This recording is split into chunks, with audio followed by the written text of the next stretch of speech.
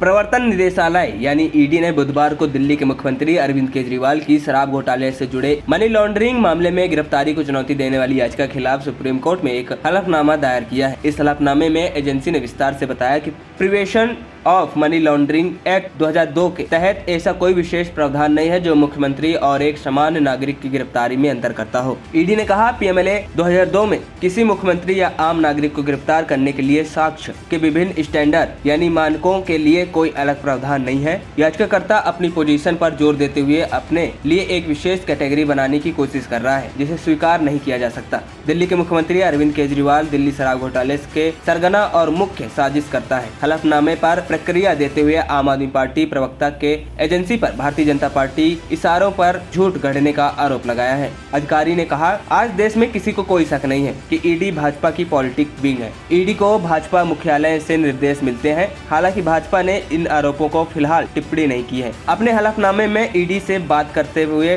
केजरीवाल को गिरफ्तार करने पर फैसला पर्याप्त सबूतों और कानून के आधार पर लिया गया है। एजेंसी ने गिरफ्तारी के टाइमिंग उन पर सवाल उठने वाले उस दावे को खारिज कर दिया जिसमें कहा गया था कि उनके पार्टी के लिए लोकसभा चुनाव के दौरान प्रचार करने से डिसेबल करने के लिए अरेस्ट किया गया है। इसके साथ ही मुख्यमंत्री अरविंद केजरीवाल द्वारा लगभग 6 महीने तक कथित तौर पर जांच से बचने की बात को हाईलाइट किया गया है। बताया गया है कि उन्होंने एजेंसी के 9 सम्मन को नजरअंदाज किया था। एजेंसी ने हलफनामे में तर्क देते हुए कहा, किसी व्यक्ति की गिरफ्तारी चाहे वह कितने भी बड़े पद पर क्यों न हो, मटेरियल एविडेंस के आधार पर होती है। इससे स्वतंत्र और निष्पक्ष चुनाव की अवधारणा का उल्लंघन नहीं हो सकता। गिरफ्तारी के मामले में किसी नेता के साथ सामान्य आपराधिक से अलग व्यवहार करना अरेस्ट पावर का मनाना और अतार्किक प्रयोग होगा जो संविधान के अनुच्छेद 14 के तहत दिए गए समानता के सिद्धांत का उल्लंघन होगा। माना जा रहा है कि जस्टिस संजीव खन्ना की अगुवाई वाली पीठ दिल्ली हाई कोर्ट ने 9 अप्रैल के आदेश के खिलाफ केजरीवाल की याचिका पर 29 अप्रैल को सुनवाई करेगी। कोर्ट ने 15 अप्रैल को उनकी याचिका पर नोटिस जारी किया था, लेकिन इस संबंध में अंतरिम रिहाई के लिए